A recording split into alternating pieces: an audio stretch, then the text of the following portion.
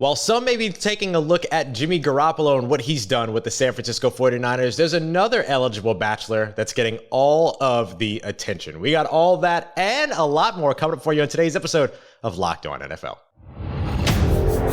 You are Locked On NFL, your daily NFL podcast.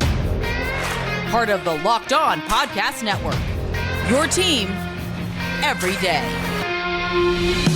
All right, everybody, welcome into another episode of Locked On NFL, your daily podcast, getting you everything you need to know around the biggest stories around the NFL in less than 30 minutes. It is Tuesday. You've got Lauren Cox at Cox Sports 1 on Twitter and myself, Ross Jackson, at Ross Jackson Nola on Twitter. Luke is on his way back from Europe. I am fresh off the plane from London, so we're shuffling things around a little bit here to make sure everybody's getting the rest that they need. So big thanks to Lauren for coming through, and a big thank you to all of you for making us your first listen of the day every day. Don't forget, we're free and available on all podcast apps and on YouTube as well.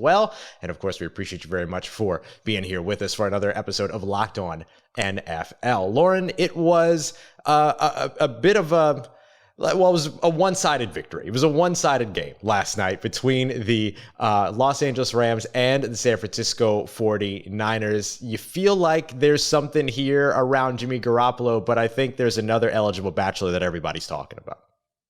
Yeah, defensive coordinator DeMeco Ryans, I mean, he's doing such a great job this season, and he has been now for a couple of years. They're the number one defense in the NFL through these first four games. And you felt like, they pretty well shut down Matt Stafford and a Rams offense that we've seen do some pretty great things. They've been already successful a lot this season, and they've got a great cast of wide receivers. No real scoring in the passing game there. Of course, they shut down the running game completely and got a couple of turnovers in there as well. It really felt like a holistic defensive performance on all three levels, and that's not much more you can ask for from a defensive coordinator. Yeah, for sure. And especially, look, you come into this game, if you're the Los Angeles Rams, the game plan is simple, right? You have some injuries up front, things like that you're concerned about. You have all of this sort of changeover within the interior. You're still working on replacing your star left tackle who retired over the offseason. You go to the quick passing game. You go to Cooper Kupp. How much easier does that game plan get? But the San Francisco 49ers doing a phenomenal job adjusting to it. What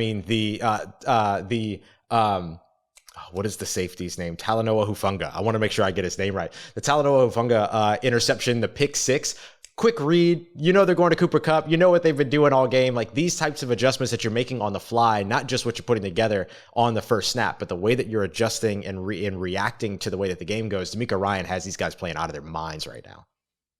So the question then becomes, does that translate to a head coaching job? If other teams looking around and saying, okay, let's go get the guy who's operating at least currently the number one defense in the NFL.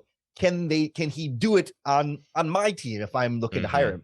It's because I look at the 49ers defense and, DeMeco Ryans, he's only been a defensive coordinator for a couple of seasons now. And you don't want to hold that against him purely, but a lot of this defense is really talented, and it's players he inherited or players that were already really good. If he's already walked into Nick Bosa and Fred Warner and a really strong defensive line. Not a bad situation. Yeah, you mentioned Hufanga, who's a fifth round pick that he drafted, but really, he's emerged at such a great level. Did the coaching staff automatically unlock this from him that he wouldn't have done already? Or was he just this good of a gem kind of coming into this situation? So you can sort of see he's doing a great job and you want to keep that success going, but how much is on the general manager and the staff and the roster they put together defensively, and how much is the coordinator getting more out of these players? Yeah, it's a tough thing to kind of measure, right? Because usually what you're looking at in terms of development is you're really looking at an entire staff of people, not just one individual. So how much of that translates or walks with DeMeco Ryans into a head coaching position? We see it all around the NFL all the time. Some guys just make really phenomenal coordinators, but don't necessarily make the best head coaches. That sometimes is simply the case. And this isn't, a Shanahan tree. This isn't a McVay tree. We're not talking about play writers here. We're talking about a defensive guy who oftentimes the defensive sort of minded head coaches in the open head coaching market tend to be the less desirable ones and the guys that can dial up 40 points a game on the offensive side and all that. So there are a lot of things to consider here, but if we're going to kind of go forward with the hypothetical, let's go forward with the hypothetical. If DeMeco Ryans is a head coach next year, where do you feel like he makes the most sense? Is there a place that he can go where he inherits another talented defense and then gets to make the most out of them? You know, it seems like if he's going to go to a team that has a head coach opening, they're probably not going to have a super talented defense, right? Like maybe the Carolina Panthers, if they move on from Matt Rhule, it's not like good pieces though. They have pieces, but it's not a holistic defense. Maybe by the time you get him in there and he's able to put sort of his guys in a few different extra spots. I mean, you can see something like that with some of the young players they have there, kind of taking a few steps forward in what they're looking to do around there. Otherwise, Houston, do you go from, if they move on from Lovie Smith after a year, they want Josh McCown, but do you go from defensive head coach to defensive head coach? Another place that has some young pieces, but it's not like, ready made for the Ryans to come in and really just install what he wants to install. There's going to be some work no matter where he goes. I didn't consider in this equation the Josh McCown factor, which is such a weird thing to have to factor in to next year's coaching cycle. It's going to be so strange.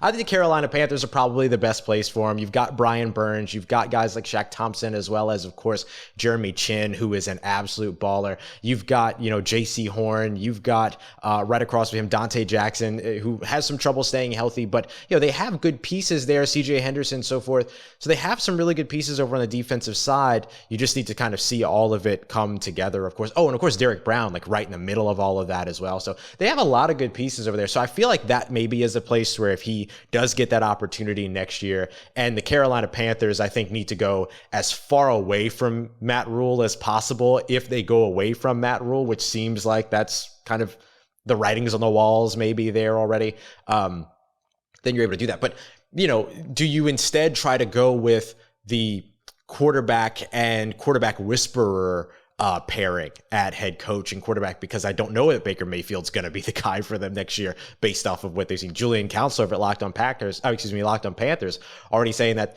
Carolina Panthers unequivocally have the worst quarterback situation in the NFL through 4 games.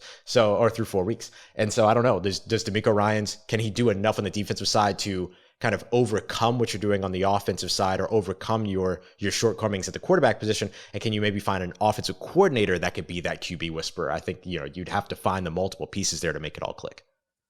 Yeah, whoever they bring in is going to inherit Matt Corral. Not that they're going to be locked in. Yeah, good point. Yeah, he's sitting there on injured reserve right now, and we kind of forget they do have that long-term option sort of sitting there somewhere. But it's like you said, quarterback whisper is going to be a big key there. Or are they just going to be bad enough that they draft high enough that the next head coach could get his own guy and say, "Sorry, Matt, we didn't inherit you. We didn't want you to be there, and we'll let you kind of go." Yeah, we give you an opportunity elsewhere, kind of like what we saw with the Arizona Cardinals, and we've seen how that all worked out. So anyway, but. So coming up next, we're gonna discuss a little bit more about the San Francisco 49ers. Jimmy Garoppolo, is he back, or is the situation around him just really good, and what does that mean for the San Francisco 49ers, NFC West, and the rest of the NFC? We got that coming up for you as we continue on with today's episode of Locked On NFL. But before we get to that, I want to tell you about our friends over at Athletic Greens and their, I will say, nothing short of miraculous AG1 powder. Our next partner has a product that I literally use every day. I started taking AG1 because I didn't want to have to take a bunch of different multivitamins every single morning. I would forget. I didn't like the chewable ones. I would forget the other ones. I just had a whole bunch of trouble with all of it. But this makes me feel a little bit more disciplined, easy to kind of to keep a regimen with, because I keep it right next to where I keep the coffee beans, basically nice and easy, right? So I have all my coffee fixins and I have my AG1 powder, and then I'm able to go in, grab a scoop, and then dump that in, have that before I have the coffee and everything, get and jumpstart everything that I need for the rest of the day. Helps keep my energy up, helps keep me focused throughout the day, which, as many people know, Lauren, I struggle with focus sometimes. So AG1's been a big help for me there, and also helping with things like gut health, digestion, stuff like that as well. So to make it easy so you can try it on your own, Athletic Greens is giving you a free 1-year supply of immune supporting vitamin D and 5 free travel packs, which I actually took with me to London. Those came in clutch with your first purchase. All you have to do is visit athleticgreens.com/NFL network. Again, that's athleticgreens.com/NFL network to take ownership of your health and pick up the ultimate daily nutritional insurance. All right, everybody, continuing on with another episode of Locked On NFL. Lauren Cox, Ross Jackson here with you today on this beautiful Tuesday. So we are 4 weeks through the NFL season. Under usual circumstances, Lauren, we would call this the first quarter of the season done in a 16-game season. Now it's kind of like first quarter because we have a weird, oddly placed game. They're going to be speaking about everything going on with week 5 coming up here on the Locked On NFL YouTube page and Locked On NFL podcast with our NFL Key Predictions show. So you want to make sure you're catching that as well, which will drop every Friday. Get the insight on all the 5 biggest games around the league from our local NFL experts. But today, let's focus on San Francisco 49ers, NFC West, NFC. Those are 3 things we want to take a look at because the NFC is basically just as hectic as we expect. And last night's game between the San Francisco 49ers and Los Angeles Rams might have been just the perfect display of exactly that. Yeah, the 49ers are such a weird team that like I'm left tainted because, you know, I host Locked On Bears and I watched the Chicago Bears beat the 49ers in week 1. And it's not a great Chicago Bears team, although that game was in a downpour, what they call the monsoon in Chicago. The rain was incredible. The wind was all over. The field was kind of messy. It was one of those games that I don't think either team is necessarily saying this is indicative of who we were. But at the same time, they had some real flaws, and that was even a Trey Lance game. So you think, you know, the whole point of going to Trey Lance was to open things up a little bit more in the offense and be more dynamic. And you go back to Jimmy G, and, you know, they lose a game to the Broncos that, again, we're not super sure how great the Broncos are. They're kind of a flimsy 2-2 right now, and they were a flimsy 2-1. And so, but like their two wins have been divisional games against the Seahawks and the Rams. So it's like, oh, well, like they seem to be in the driver's seat a bit in that division because, you know, the Cardinals and under Cliff are having some issues there. We just saw them beat the Rams and they beat the Seattle Seahawks. I mean, it's like, I guess it's sort of them, but we don't fully believe in Jimmy Garoppolo as being the difference maker because that's why they switched over to Trey Lance in the first place. Right. Well, think about what Jimmy Garoppolo has at his disposal too. I mean, certainly that makes a huge difference in terms of the team's ability to be successful. I don't want to say in spite of the quarterback, but I think that there's a reality in which you have quarterbacks that can win you games, you have quarterbacks that can lose you games, and sometimes the deciding factor between those are who he's throwing the ball to. Yeah, and you think we've sort of seen this process with him before, though, right? Like regular season, when he's been healthy, and the 49ers as a team have been healthy, they've run away with the division at times and looked like kind of the clear favorite there, but then now they get to the postseason and you need that quarterback to step up and make a big play in the fourth quarter against another team that has a nearly equally good defense and nearly equally good weapons and is firing on all cylinders too. Then that's when it comes down to that quarterback. And it feels like 49ers are stuck on that same path, hoping for a different result at the end. Yeah. And now you have the San Francisco 49ers, you have the Los Angeles Rams, Arizona Cardinals, Seattle Seahawks, all in that NFC West division, all at 2-2. All knotted up from top to bottom in that division. Which of these teams, Lauren, do you think has a realistic chance of pulling away before the season's over? It does feel to me like in the regular season, it's the 49ers that will pull away. Although I will say, like, I'm a big fan of Geno Smith and I'm a believer in what he's been doing there. And I think he's playing really, really well, but they just don't have a great set of pieces around him. To your earlier point, like the defense has really been struggling, and he's got some good wide receivers, but hasn't always all clicked, you know, across the whole roster. So it's like it's hard to have a ton of faith in them. And otherwise, you might think, I mean, the Rams, because we just saw them in the Super Bowl, and we know how good they can be, but they just lost to the 49ers and didn't look particularly good. And you have the Matthew Stafford elbow questions and whether or not his health is going to hold up for the entire length of the season. So it feels like 49ers by default, but that's just kind of the thing we've seen most recently. And that seems like every week, what we've seen most recently and what we think about the division is going to change. Yeah, I think that's exactly it. I think that this conversation reforms every single week, depending upon, you know, which 1 or 2 or 3 teams win or which one team loses, whatever it might be, depending upon how the schedule shakes out. It's so interesting to me that we don't immediately just say, well, it's the Los Angeles Rams. Of course, they're going to be the team that's going to end up separating because, as you mentioned, they were the ones in the Super Bowl last year that won the Super Bowl. They're the world champions, blah, blah, blah. But it is really hard after watching a performance like last night on Monday Night Football. We're seeing them get within the 20, get in their red zone 3 different times, walk away with 3 different field goals, and then not have a single play go over 20 yards from scrimmage. Matthew Stafford's not able to push the ball down the field. Your only real option in terms of moving the ball has been Cooper Kupp. Cooper Kupp had 14 receptions last night, his career high. the guy is really good, but he's not going to be able to win you games by yourself. Trust me, I watched them try to do it in New Orleans with Michael Thomas when he caught 149 catches in a season and broke Marvin Harrison's long-standing record. Now, that team was one that still made the playoffs, but they weren't able to be carried by one receiver. You have to have the multiple weapons. And it's weird. Oh, go ahead.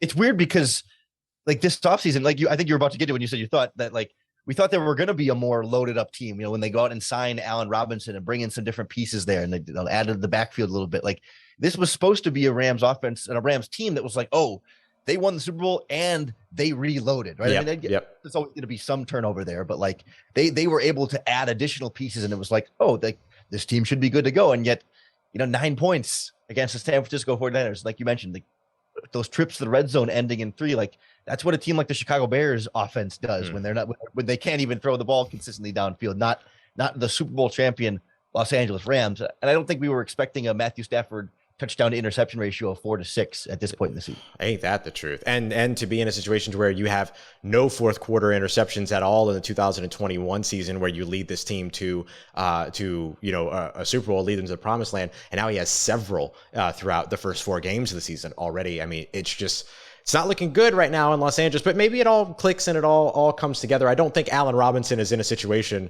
yet to where he's missing Mitch Trubisky at all. I think he's still in the best quarterback situation that he's been in, and I know that means a lot to you, Lauren, but I think we just need to see it all click. Yeah, we just haven't yet. But given how well they've been coached and how well they've come together over the years, like we have some faith that a Sean McVay-led team will start to figure things out a little bit more than we saw on Monday Night Football. Absolutely. The division leaders right now when it comes across the NFC are the Philadelphia Eagles, the only remaining undefeated team in the conference. The Cowboys not far behind. Giants not far behind, 3-1. Both of those teams with the Commanders 1-3. The NFC East is not at all what we thought it would be so far going into this year. We talked about the NFC West, which is all knotted up from top to bottom. Vikings and Packers tied atop the NFC North, pretty much as we expected, 3-1 for both of them. Bears, though, 2-2. Don't sleep on them just yet, right, Lauren? And in the sleep on that. Please do. Don't sleep on the Lions at 1-3. They're number 1 scoring offense in the NFL. That's right. 32nd ranked scoring defense in the NFL. I think they've scored like a record number of points and allowed a record number of points. That's pretty incredible. That's going to be a fun season to continue to follow the Detroit Lions. And then in the NFC South, the Bucks and Falcons sitting tied at 2-2 with the Saints and Panthers down there at 1-3. I guess the last question here in terms of the NFC as a whole, you look at the NFC East, Philadelphia Eagles 4-0, Dallas Cowboys, New York Giants both 3-1. Who's the real deal out of this trio of teams? So obviously right now, I think the Philadelphia Eagles are the real deal, but I just wonder if when Dak Prescott gets back for the Cowboys, and certainly like Cooper Rush has played well, and I don't want to take anything away from Cooper Rush, but I tend to be a believer in Dak Prescott. I know there's quite a wide gulf on that, but I think he can be a difference maker for this team and offer them a bit more than what Cooper Rush has, just in terms of like the physical talent that they have at the quarterback position. I know like Cooper's been taking care of the ball and making some nice throws downfield, but I think Dak with his legs being able to open things up just a little bit more, and we've seen him play football at fairly high levels. When it's Dak that's throwing to CeeDee Lamb and Noah Brown and having the kind of offensive success that I think he can once he sort of gets back to speed and gets on the same page with these players. Plus, they've been running the ball pretty well with Elliott and Pollard, and the defense has been picking up where it left off. Like It feels like it's tailor-made for Dak to come back and kind of build off what Cooper Rush has done and take things forward. I mean, Cooper's gotten some fairly more favorable matchups, and whenever Dak comes back, like their next few games are Rams and Eagles, that's going to be tough. But then, maybe Lions, Bears, Packers. They play the NFC North 4 weeks in a row. Lions, Bears, Packers, Vikings. Oh, wow.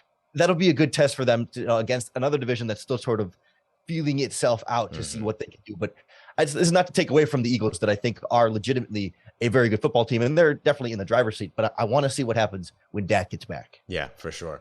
And especially, I mean, look, the Dallas Cowboys, if they have a winning record, particularly if they're, winning, if their, deficit is greater than 2, right? If they have a winning record when Dak Prescott comes back, that's a really, really nice setup for them. Coming up next, Lauren and I are going to wrap up the show with our biggest yike of the week. We'll each give you the biggest yike, the thing that should have gone well that didn't go well, or the thing that didn't go well and we all knew it was going to not go well. Any of the two. We'll get to that here in just a moment.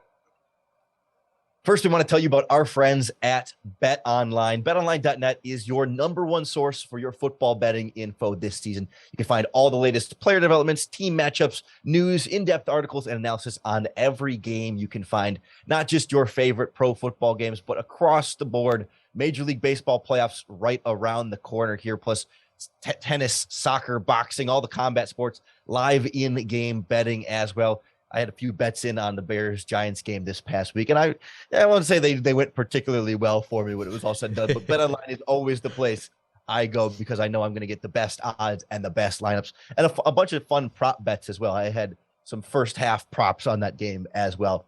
So head on over to betonline.net or use your mobile device to learn more about all the different trends and action you need to know. BetOnline, where the game starts.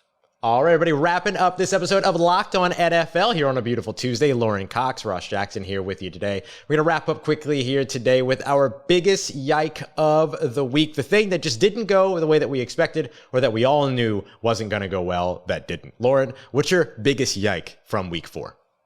Well, I hope to not take it from you, but my biggest yike is what happened to Trevor Lawrence in that game against the Philadelphia Eagles. Fumbles the ball 4 times and throws an interception in there. And first 3 fumbles all lead to scores for Philadelphia. The interception leads to score for Philadelphia. And then the last fumble comes on the last drive when the Jaguars are trying to drive downfield and come back and retake the lead, late in this game with a chance that I guess it would have been a tie because they were down 8. They would have had to go for 2. But regardless, it was that clutch drive moment and another fumble from Trevor Lawrence. And, he had been playing so well. The Jaguars had been one of the fun surprise teams of the league so far. And certainly this loss to the Eagles doesn't take that away. Doesn't mean all of a sudden, the Jaguars are bad now and weren't good because the Eagles are kind of the cream of the crop right now. So they lost to a good team that might very well be a better team, but the way in which they did it, a 14-0 lead in the first quarter, they were in cruise control. It was like, this Jaguars team's going to beat the only undefeated team left. They're a really good team. And it's just one after another. You just it can't happen again, right? Like he's good. He'll be good. It happened twice. Like, okay, bad luck. He's out of his system. And it's like, again, and then the interception. It's just like, man, I feel more bad. It's more of I feel bad for Trevor Lawrence, but it's still big yikes. Yeah, we're very much in similar categories here because, like you said, that's not really something you look at Trevor Lawrence. You're like, oh, Trevor Lawrence is the big yike. The yike is that it happened to Trevor Lawrence, who was so close to kind of taking that next step. And imagine the way that we would be talking about Trevor Lawrence right now if that. If that wasn't, that big, all those fumbles, and if it wasn't that way, and if he did, lead the Jacksonville Jaguars to toppling the only remaining undefeated team in the Philadelphia Eagles, all that, we would still be talking about him here on Tuesday. Well, I guess we are, but certainly in a much more favorable, certainly much more favorable circumstance. Mine is very, very similar, Lauren. Mine is not the committing of the yike. It's the fact that the yike happened to the player that it happened to, and it is that 4th and goal interception that Lamar Jackson ends up throwing in the end zone against the Buffalo Bills that allows the Buffalo Bills to then get possession, head down the field, and then kick a game-winning field goal to walk away. I believe it was 23-20. And so for me, I just wonder, the Harbaugh decision to go for it on 4th and goal as opposed to kick the field goal and try to take the lead, right? And then sort of, I think I saw the win probability being going for it and being successful was 71% win percentage. Kicking the field goal was 67% win percentage at that point. So I guess, 4%, maybe I guess you might want to take that, but it doesn't feel like it was that drastic a thing that you needed to go out there and do that, needed to go for it, that you could have taken the field goal, that you could have rested your laurels on your defense, at least force a field goal attempt to send it into overtime as opposed to give up a touchdown. The Buffalo Bills have been, maybe up until this week, the best team in the NFL. And I would say even still, we'll still be calling them the best team in the NFL in a couple of weeks or so as they get healthier. But,